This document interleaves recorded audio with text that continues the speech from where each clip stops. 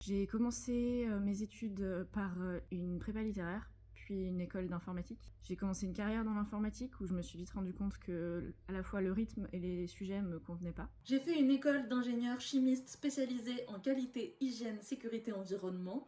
Et ensuite, j'ai fait un service civique dans le domaine de la transition écologique et également une formation de sophrologie en parallèle. Après un baccalauréat littéraire, j'ai foncé droit dans un mur qui s'appelle Loriot la faculté. J'ai été AESH pour un enfant avec autisme. J'ai j'ai fait de l'animation en centre de loisirs. J'ai également été correspondant de presse. J'ai été ghostwriter pendant plus de 10 ans dans divers sites, magazines, blogs. Dans mon parcours pro, j'ai passé un bac pro secrétariat comptabilité. J'ai ensuite passé un CAP petite enfance. Et je suis développeuse web du lundi au vendredi.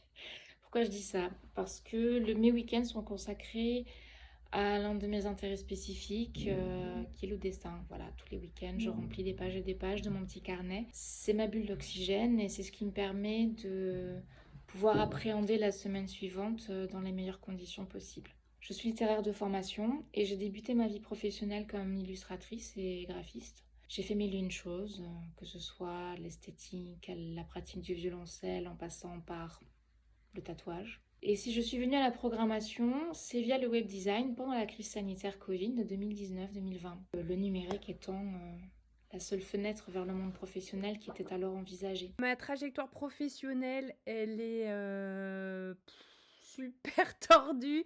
Et niveau boulot, enfin voilà, c'est compliqué. Je fais toujours 4 boulots en même temps.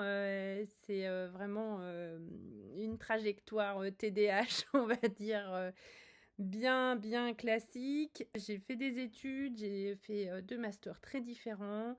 Et puis je me suis beaucoup formée à plein de choses parce que le TSA est là et quand quelque chose m'intéresse, je le fais à fond. Et quand je le fais à fond, je me forme pour avoir un diplôme.